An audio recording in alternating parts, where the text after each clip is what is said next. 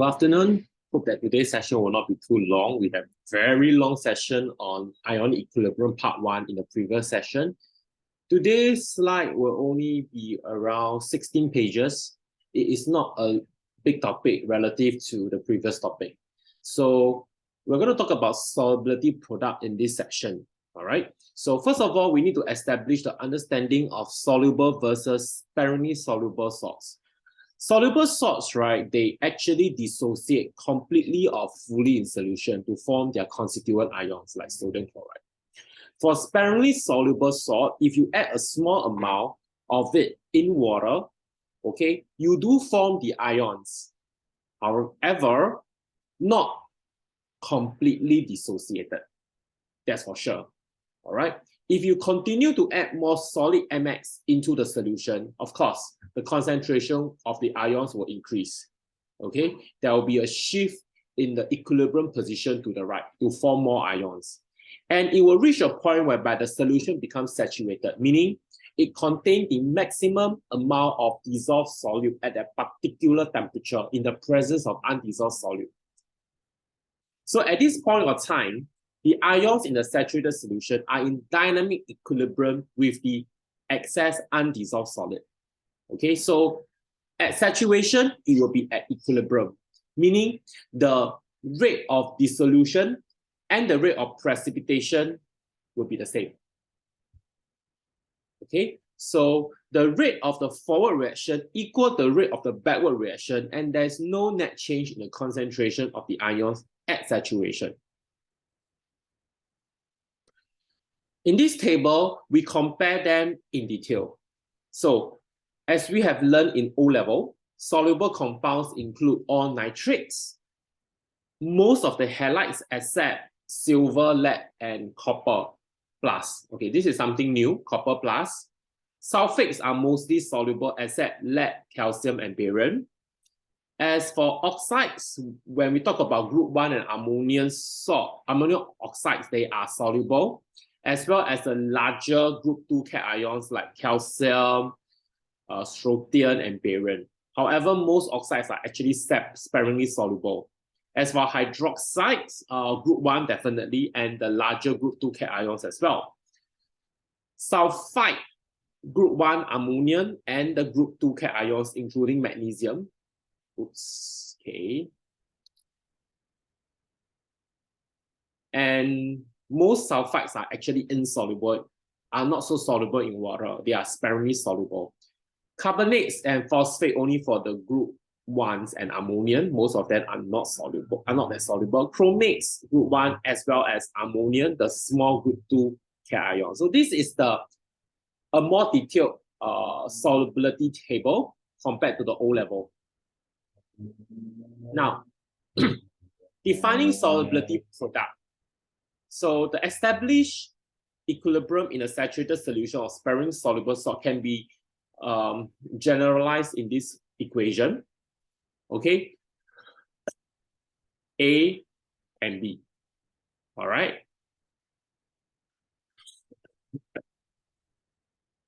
So if you apply the equilibrium law, the equilibrium constant can be formulated in this way. Since the concentration of a pure solid, which is proportional to the density, is always constant at a particular temperature, we can have this expression, and we define the new equilibrium constant known as the solubility product. The solubility product of the sparingly soluble salt is the equilibrium constant for the equilibrium established between the undissolved salt and its constituent ions in a saturated solution. Is equal to the product of the concentration of the ions in a saturated solution raised to the power indicated by the stoichiometric coefficients in the balance equations. And the value of Ksp will vary with temperature.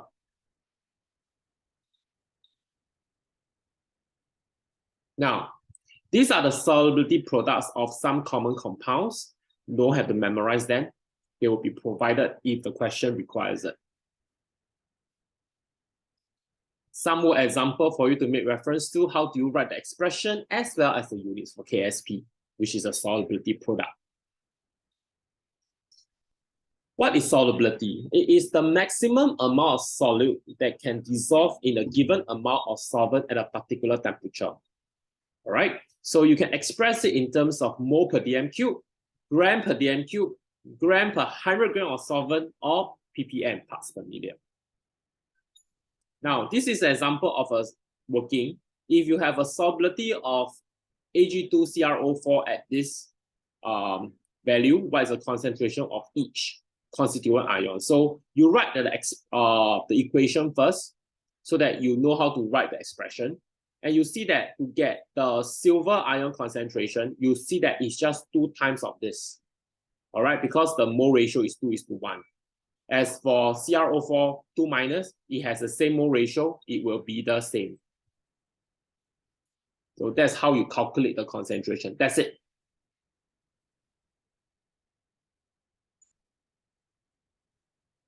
Now, what is the relationship between solubility and KSP? So if you can look from the data table, okay, as the solubility decreases, the KSP is also decreases. Okay, and another thing is, if you compare between silver chloride and silver iodide, when the KSP of silver chloride is larger, the solubility is also larger. If you compare lead to iodide with silver chromate, the solubility of silver chromate is lower, so the solubility is also lower. Likewise, for silver chloride, KSP is larger than silver chromate, so the solubility of silver chromate was actually larger. So this was a bit strange here. All right. So this is the outliner from the general trend.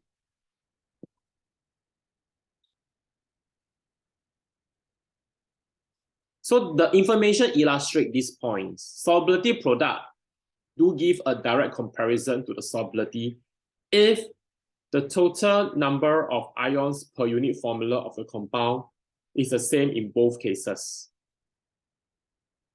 So if, let's say, right, their total number of ions is the same, then you can directly relate solubility to solubility product. However, if the total number of ions is different, like silver chloride and silver chromate, then the solubility product will not give a good comparison of solubility. So a more detailed calculation will be required. So you cannot use this shortcut to relate the two factors. So how do you calculate solubility and solubility product? Now, let's look at this example. You are given the solubility of silver sulfide. Calculate solubility product. So this is the solubility. So ICE again, right? So at equilibrium, you will have 2 times of the concentration of silver sulfide, because the mole ratio is 2:1. Okay, and then you just need to write this expression and sub in the values. Okay, just make sure that since silver ion is 2 times of silver sulfide, not only to the concentration times 2, when you write the expression to calculate KSP, the power also raised to 2, so it's 2 times, you see. Yeah, I need to consider 2 times. And please be careful in the units. All right. Now we make the situation a bit more complicated. We have pH, and how do we use pH to find KSP? Okay. Now, FeOH2 form hydroxide ion, so we are actually more interested in the POH. So given pH, you need to convert the pH to POH first. That's the first step. And then you use the POH to calculate the concentration of hydroxide ion, 10 to the power negative 4.5. And then you write the expression again at equilibrium. So the concentration of the hydroxide ion 3.16 times 10 to the power negative 5. Since Fe2 plus is half of OH minus, it will be half of 3.16. And then you just need to write the KSP expression. Remember, OH minus have a 2. Okay. Now, next question. What about given the KSP, how do you work out the solubility? Okay, so now the solubility becomes the unknown. Let it be S. Okay. So likewise, you just let KSP be 6.3 as given, equals to S times 2S squared. So become 4S squared times S, become 4S cubed. And then you just solve the algebraic equation. Now, let's look at the concept between ionic product and precipitation. Now, consider this sparingly ionic compound, right, that dissolve. The ionic product is the product of the concentration of the ions raised to the power of the stoichiometric coefficient. So this is ionic product. It's not the same as KSP, okay? But there is a relationship with KSP. So KSP, right, refers to the equilibrium concentration. That is when the solution is saturated. Ionic product is not. Ionic product can be any point of time, instantaneous. So it could be during saturation or before that. All right. So ionic product is just a reaction quotient, and KSP is an equilibrium constant at equilibrium. Only at equilibrium they will be equal.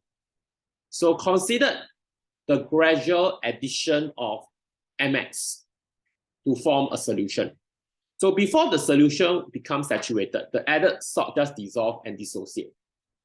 When more and more salt is added, the value of ionic product will increase until it reaches the same value as solubility product. So that's when we say that, hey, saturated solution form.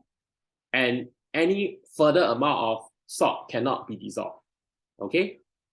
Now, in order to predict whether precipitation has occurred using ionic product, this is how we do it. So we first understand that, okay, when we add a known volume of solution that have M plus ion, to be mixed with X minus ion, okay? We're done by calculating the value of the ionic product, meaning the individual concentration, multiply them together, and compared with the KSP. So in this case, the ionic product expression refers to the initial concentration upon mixing and assuming no precipitation. So these are the possible outcomes. If the ionic product is still less than KSP as calculated, the saturation point is not reached. It is still unsaturated, so no precipitation. If they happen to be equal, there's still no precipitation, but saturation point is reached. But when ionic product exceed the KSP, then that is beyond saturation point where precipitation, we're going to have undissolved solid. All right. So they no longer can dissolve, right? So the salt form, right, is insoluble. Now, let's look at one example. You have 50 cm³ of 0.01 mole of silver nitrate added to 50 cm³ of 0.02 mole of HCl. Will precipitation occur given the KSP? So write down the equation, write down the reversible reaction to show the dissociation of silver chloride. So find out the individual concentration. So you have 0.05 that's converted to dm³. Multiplied by the concentration, divided by the total volume. So the one below is the total volume, 50 plus 50 cm³. Likewise, for chloride, you convert this to dm³, multiply by concentration, divided by the total volume, 50 plus 50, you get 1 times 10 to the 1 - 2. Now, so you multiply them together since they are all in equimolar, 1 mole, very easy. Then you calculate, then you realize that their ionic product is actually greater than this, so there will be precipitation. Given that concentration and volume added.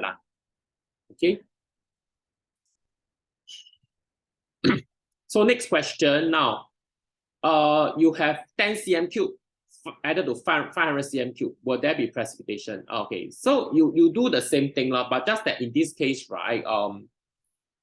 The chromate is 2 minus and silver 2 plus. So it's a bit different, but still same method. Just consider the coefficient correctly. So silver ion, same thing, same method, divide by the total volume, you get this, same for chromate. But just that for here, the silver chromate product, you need to raise power 2 here for silver. Then chromate is yes, you just have to use it directly. Don't have to divide by 2. No. You just use whatever they have. Okay, because I already found the individual concentration. Don't go and divide by 2. No, it's not. You divide by 2 just now because you're using one to find the other. Okay? And then you find this, and then find that the ionic product is still lesser, there will be no precipitation. One more example, more challenging one. Then we have one more. So you have wash water from a factory suspected to have lead 2+. You add 1 cm³ of 0.5 mole per dm³ of Ki added to 10 cm³ of wash water. What is the concentration of Pb2+ that will acid, when acided will cause the precipitate? So it's you're finding out the concentration that will make sure that the KSP and ionic product is the same, right? So again, algebra, eat the S law. And then write the expression. So the concentration of Pb2+ is just calculated from here. 10 cm³ times S divided by the total volume. Same method lah. All right. Then you get this concentration. For iodide, same thing. And then the ionic product is this. Okay, you have an S here. See, S, don't forget. Then if you want to have precipitation, then this will acid the KSP. And this will be this. So in order for precipitate to be observed, the lead concentration must exceed this concentration. Another example, give 2 ions which can form a precipitate on adding another ion, and predict which ion will form a precipitate first. Okay. So you have a solution that contains silver and lead. So you are predicting which one will form precipitate. So if you add a small amount of solid sodium iodide, then what will be show that AGI. So this is a KSP. So again, you write for the individual one. You write for silver iodide first. Okay. So KSP is already given here. Okay. Then to find the minimum iodide, then it will be divided by the silver concentration. Then do the same thing for lead 2 iodide. And then iodide will be just KSP of lead 2 iodide divided by lead. Lead is here. And then you will get 2.18. So since the concentration of silver iodide, the iodide is actually lower, so it's easier. So the one that actually have a lower concentration will precipitate first, because you just need a small amount to form the precipitate. So likely to be iodide, silver iodide. Okay. Next question is, calculate the concentration of silver ion when PbI2 start to precipitate out. So for this question, when silver iodide first precipitate out, when lead 2 iodide first precipitate out, the minimum iodide concentration will be this one. Okay, 2.18. So at this concentration, the KSP of silver iodide is given. So you can find out the concentration of silver. So you just use this, meaning you backward lah. You use this concentration to work out the concentration of silver ion at this point using the KSP. Okay? Yeah. Silver iodide. KSP is constant, can just use it. Now, common ion effect. Common ion effect refers to the reduced solubility that already contain an ion common to the salt. Let's look at an example. You have silver chloride, sparingly soluble, then this is at equilibrium. What happens if you add sodium chloride? So let's look at Le-Chatelier principle to apply to this question. So the added sodium chloride, will dissolve in the solution and dissociate completely. So there will be an increase in the concentration of chloride ions. So in this case, chloride is the common ion. It's common to both silver chloride and sodium chloride. And this will cause the equilibrium position to shift left. And this will lead to the precipitation of silver chloride and a decrease in silver ion concentration. So the solubility of silver chloride will decrease because it shifts to the left. What happens if you add silver nitrate? If you have silver nitrate, silver ion concentration will increase. Silver ion is a common ion. So equilibrium position still shift to the left, still lead to precipitation, solubility still decrease. Okay, let's look at one example. Okay, you have lead-2 iodide is a yellow precipitate. KSP is 7.9.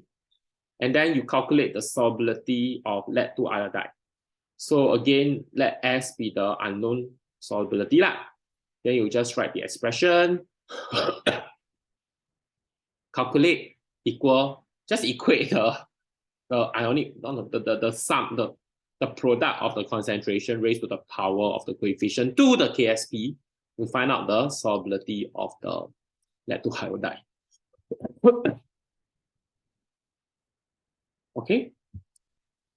Same thing, to find lead-2 iodide in 1 mole per dm3. Now the common ion effect takes place in part B. So now you have 1 mole per dm3 added. So at equilibrium, right, because iodide so you add another 1. So the KSP equals to PBI2 I minus square S times 2S plus 1 square. Okay, since PBI2 is sparingly soluble, the presence of I minus further suppresses solubility. So you can assume that 2S is much less than 1. Because you won't expect the solubility to be high. So you assume that it will be less than 1. And then you just equate to 1. Then S is just equals to this one. Yep. Now let's talk about complex ions. So in some instances, right, the solubility of a sparingly soluble salt in an aqueous solution is increased if a reagent added reacts with one of the constituent ions to form a complex ion. What does that mean? So you have a complex ion contains a central metal ion linked to one or more surrounding ions or molecules called ligands. So formed by dative covalent bond. So example of some complex ion are this. Okay. So now that explains why, like, if you have silver chloride added with aqueous ammonia, okay, it becomes soluble. Why? Because they form a new product complex, like silver amine complex, something like that. So it will look something like this. For example, I draw for you a silver dative covalent bond. So the nitrogen itself, right, have lone pair. Okay.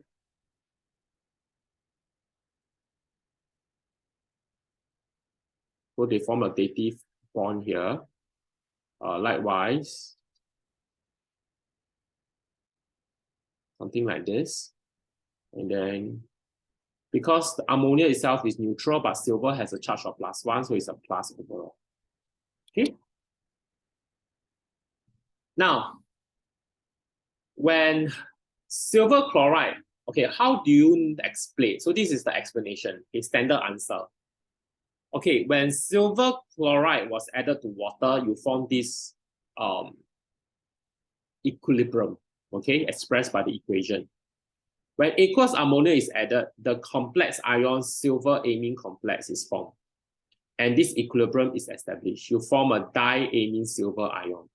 Okay, it's a complex. You call it diamine. Diamine because this is amine. So diamine silver ion. Okay. Now, the formation of this diamine silver ion, which is a complex, will decrease the concentration of the uncomplex silver ion. So you have less silver ions. So to counter the decrease, the equilibrium position shift to the right in equation 1. So more dissolution of silver chloride happens. With even more aqueous ammonia added, the equilibrium position of 2 shift more to the right. And this will affect equilibrium position of reaction 1 to shift to the right. So you have to talk about the interlink between these two equilibrium systems. So with sufficient NH3 added, the ionic product will become even less, because with less and less silver ion, right, you will expect the ionic product to be less and less than KSP. So when that happens, silver chloride completely dissolves. Then you don't see any more precipitate. So when ionic product become less than KSP, Okay, no more PPT form.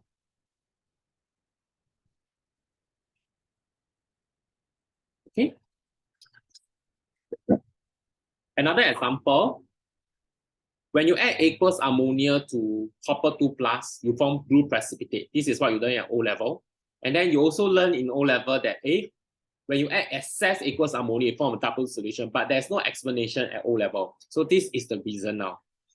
So NH3 is a weak base, which contains some hydroxide ion because there's partial dissociation. So when you add NH3 to copper 2 plus, the hydroxide in the copper 2 plus will increase lah.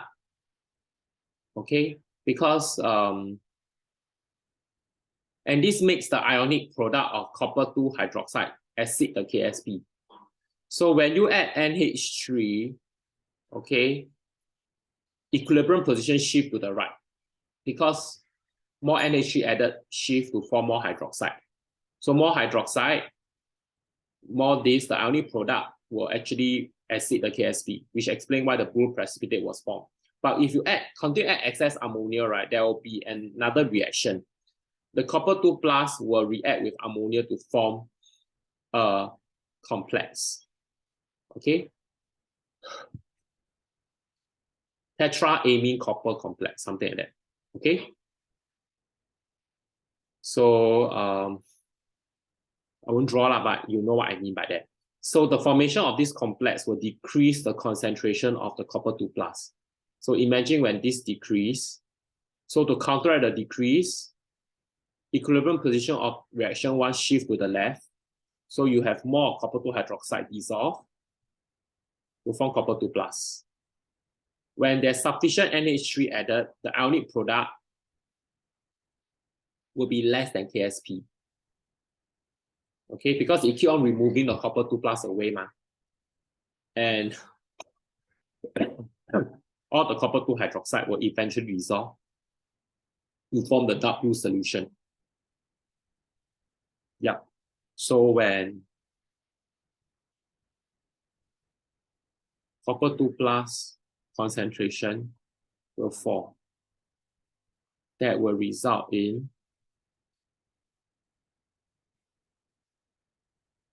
because you actually, how should I say, you remove the copper 2 plus by reacting with ammonia, will drop, then become less than KSP.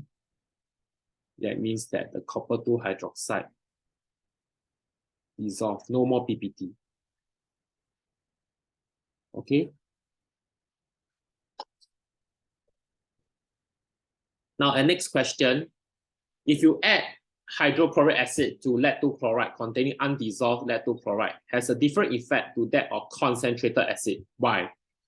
Okay, so if you have lead-2 chloride that's saturated with undissolved lead-2 chloride, okay, you have this equilibrium. If you add dilute HCl, the Cl minus will exert a common ion effect, okay? And this causes the equilibrium position to shift to the left because more Cl minus. So some PbCl2 form, the solubility reduce. Okay, that's what happens if you add, HCl lah. However, if you add concentrated acid, right, because of the very high concentration of Cl minus, it will lead to the formation of complex ion, another complex ion. Okay, tetrachloro-lead complex. So this will decrease the concentration of the uncomplex lead-2 ions. So you form this will be less. So to counter the decrease, equilibrium position of 1 shift to the right. So more PbCl2 dissolve. With more hydrochloric acid added, equilibrium position shift more to the right in 2 and shift more to the right in 1.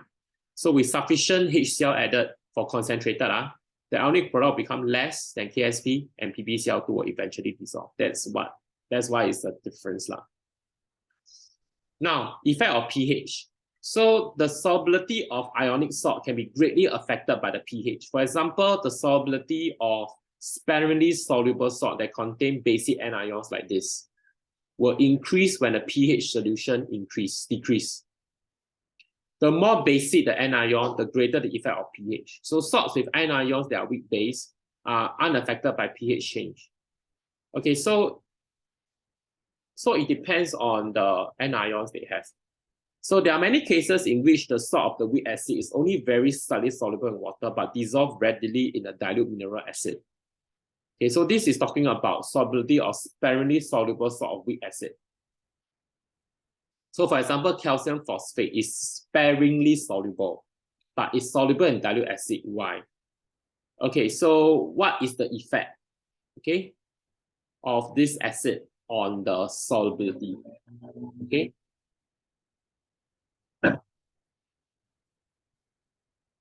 So we focus on like anions like all this. Okay. So if this anion is more basic, then more greater the effect lah. Okay. But if you talk about weak base, right? Like anions of strong acid like Cl minus. Okay. Then no. Yeah. Sulfate. Okay.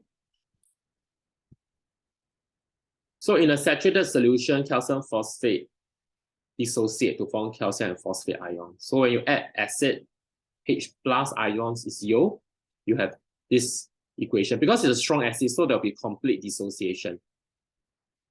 And then what will happen? So since phosphate is relatively strong conjugate base because it comes from a weak acid,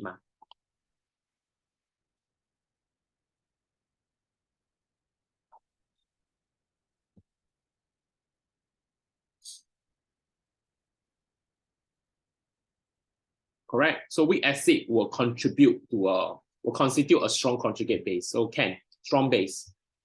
It will combine with H plus to establish the equilibrium, okay, forming back H3PO4 as a weak acid. So, yep. So it will form, but it's step by step lah. So one step and then another one because it's dibasic, right? So it has 3 diprotate. So you need 3 H plus. So it should be diprotate. So you need 3 H plus or diacidic rather. A triacidic. So this is triacidic.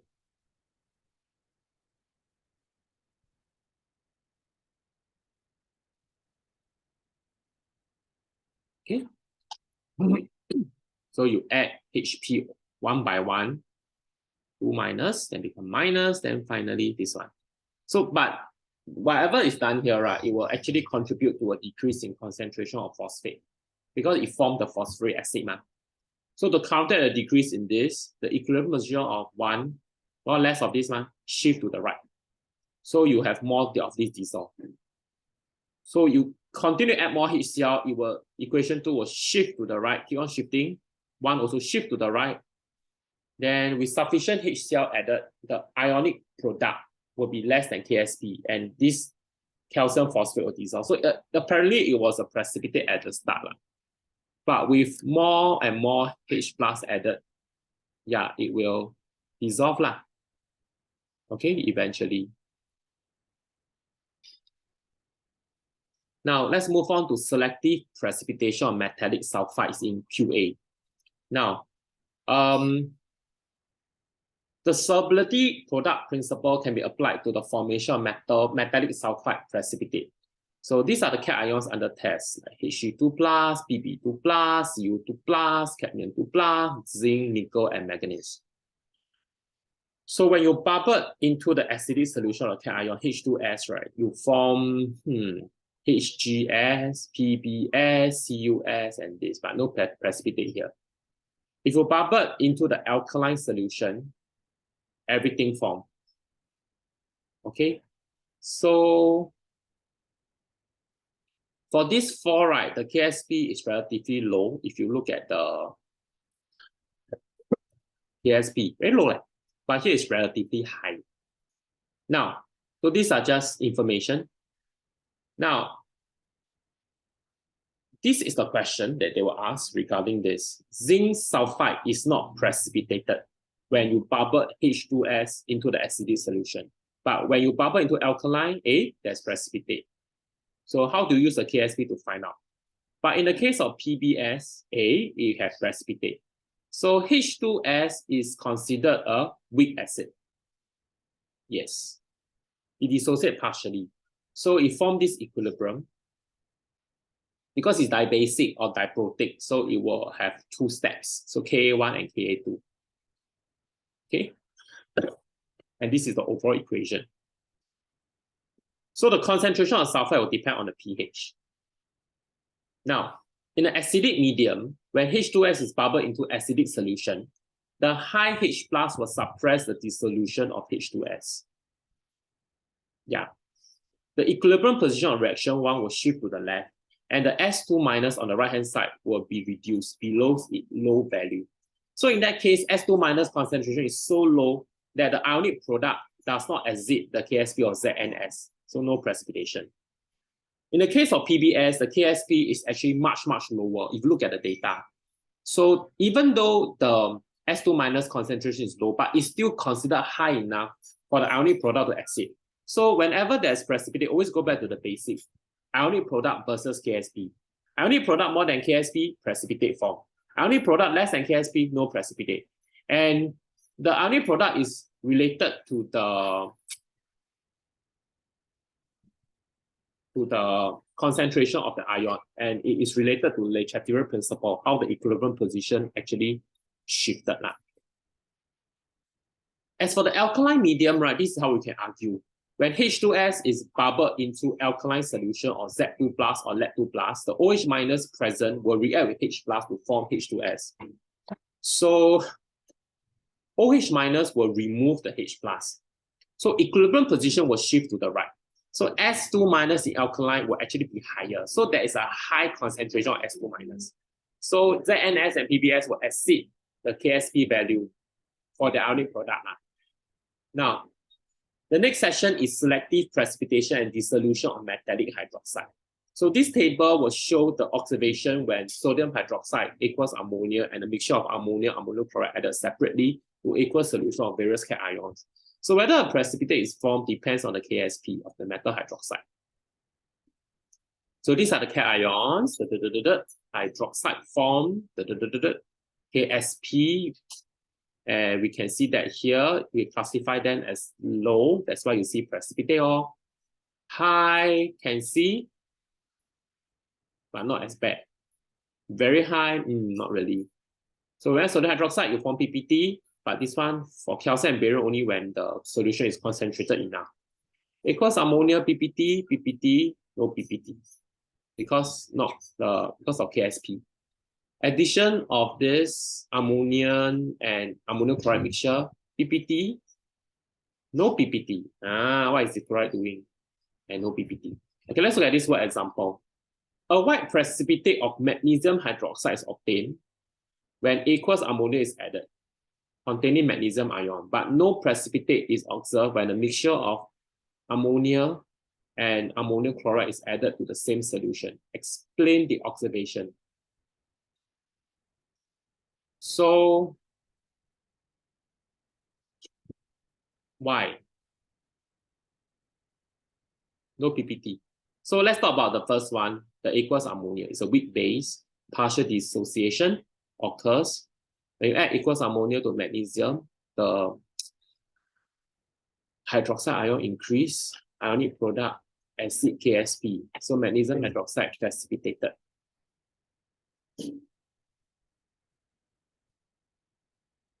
Magnesium ion reacts with hydroxide for magnesium hydroxide.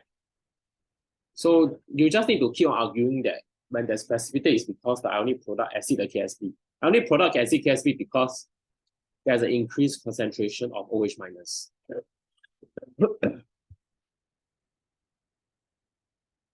If you have a mixture of NH3 and NH4Cl, because you have a large NH4 plasma, because it's a strong electrolyte, there's complete dissociation.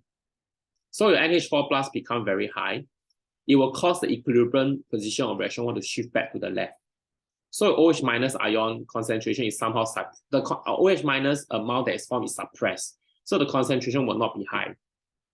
So when this is not high, the ionic product of Mg2 plus OH minus will be low. So it will be lower than KSP, no precipitate form. Okay, so it's a bit like common ion effect we are talking about here. Okay.